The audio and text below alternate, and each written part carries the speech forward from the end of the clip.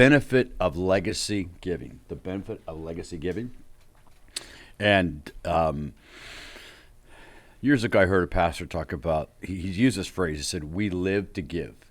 And that's always struck with me. I've always, literally the day that I got saved, God changed my heart. And I never really understood giving until I got born again. And when I got born again, I always I like to give and that kind of thing. But the gift of giving was released in my life. And I remember as a young man, I would get paid in tips. I get paid in cash. And if I wasn't able to be there on Sunday, Monday morning, I was running to the church with my tithe every single week. And from the moment I got saved, I was committed. My pastor said we give to tithe and we give to missions. And so it was a big deal in my church. So giving to tithe and missions for me has always been part of our life. My wife and part of what drew us together was that we both had the same heart for the local church and for global missions. And I can tell you there's a lot of benefits. Sometimes we talk about, you should give, and you hear that. But I want to just give you a couple of real practical benefits to giving, what it does for us and through us. First of all, it makes us more like Jesus. Makes us more like Jesus. That's a pretty simple one there. But Jesus gave his life sacrificially, right? He was the greatest giver of all. He gave his life for you and I. And so it really makes us more like him. We become more like Christ. And we're most like God when we do the things that God does. And God gave us his very best. He gave us his son. And so makes us more like Jesus. Number two, it breaks the chains of materialism. It breaks the chains of materialism. You know the story of the rich guy. He builds a bigger barn, bigger barn, bigger barn. And this is what Jesus said about that guy. He says, you fool. Jesus said the guy that accumulates for himself without being rich towards God, he called him a fool. And what shall it profit a man if he gains the whole world and loses his soul? It's a big deal. Big deal. Our top, I would say our top three gods, money. Money's a big god in America, right? We spend more money. We're more in debt today. We got the highest indebtedness in the history of the world. I think our GDP, our gross indebtedness, it supersedes our GDP.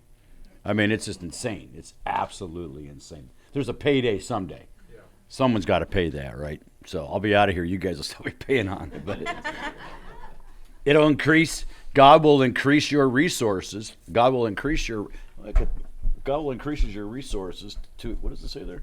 My notes are different. Help me. Increase your giving. To increase your giving. Yeah, God will increase your resources to increase your giving. I want to just read this verse. I love this verse here. 2 Corinthians 9, Paul says, for God is the one who provides seed for the farmer and then bread to eat. In the same way, he'll provide and increase your resources and then produce a great harvest of generosity in you. So it's the principle of sowing, reaping, right? You give, and God provides for you to give, and then God increases your resources so that you can increase your generosity. That's a good God. Amen? Number 4, it makes life enjoyable. It just makes life fun. If you live to give, if you live open-handed, it is so much fun. I've entered a new phase of life. I've always been generous. I worked as a waiter, so even if a waiter really stinks and they're horrible, I still give them 20%, even though they don't deserve it. And I know people say you shouldn't do that. It's in my blood. I give 20%. But recently I've been able to really bless a waiter, and maybe they'll tell you their story. They're a single mom, and I got to tell you, when they see that tip, as a matter of fact, I went to Longhorn, and the girl, I could tell she was so bummed out. And she was waiting on me. She was really downcast. Her spirit was downcast. And so I left her a really, really big tip. And she opened it up. She didn't realize it was for her. And she tried to hand it back to me. And I said, no, it's yours. I mean, immediately her face just exploded. And that brought me so much joy. It brought me so much joy. And we do that in small ways, but being generous on our words and our time and our actions. But it just makes life fun. Right? It makes life fun. And you see that even with people who don't know the Lord, who live generously, they really enjoy it because they know that their giving is making a difference. And so God will meet your need. 2 Corinthians 9:8, God will generously provide all that you have need of. Then you will always have everything. If you give, here's the condition. There's an if to it. If you give, God will generously provide all you have need of.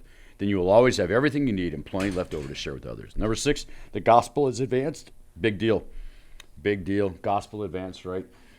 Story of the Good Samaritan, right? Jesus says, who is your neighbor? They want to know. They're arguing with Jesus about what it really is to be a believer, what it really means to love God, love people. And Jesus tells a story about a couple of religious people and then about this Samaritan.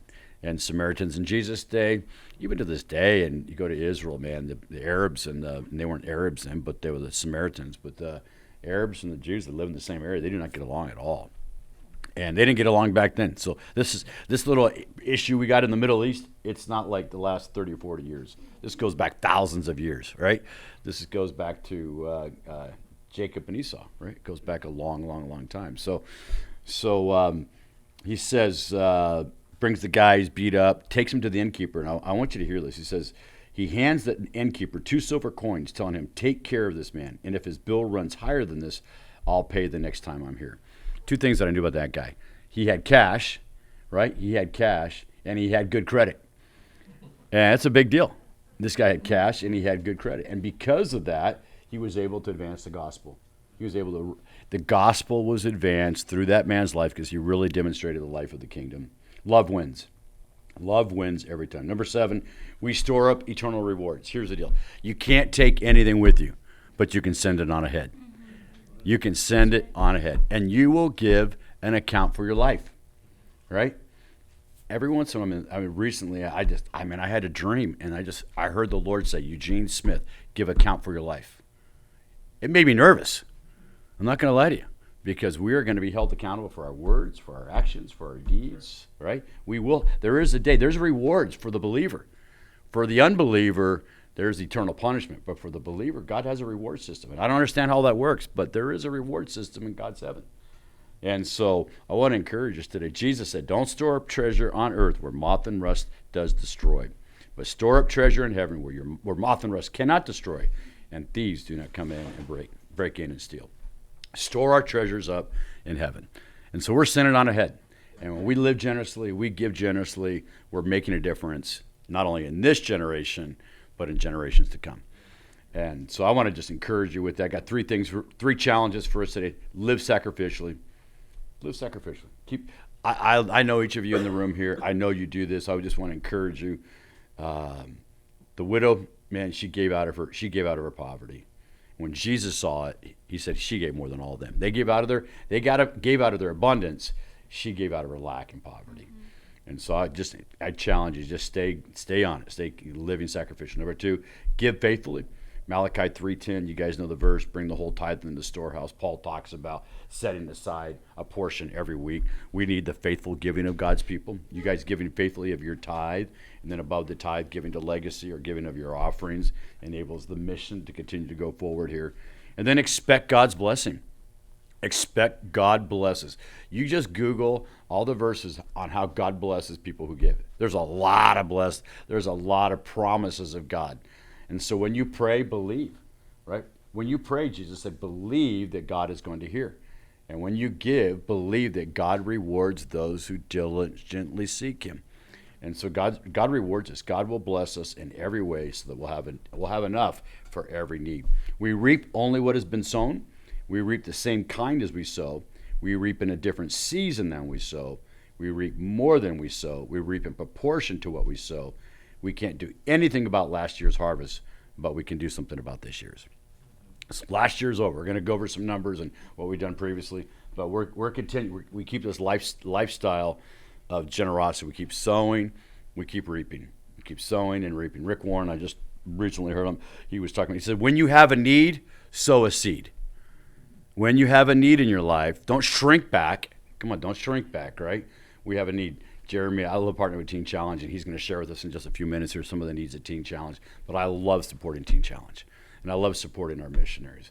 And yesterday, there was a missionary that we're with, Califa guy, and you guys gave him yesterday $500, and he had a need right then, and we were able to meet that need because we had more than enough in the bank today, so that we could meet that need for that missionary right there at the moment. So, I want to encourage you guys with that. Just a little challenge today. More like Jesus, breaks the chains of materialism, increases our ability to give more, makes life more enjoyable. God will meet your needs. The gospel is advanced, and we store up eternal rewards. That's a big deal. Amen? Amen. I love you guys. Thank you for letting me share that.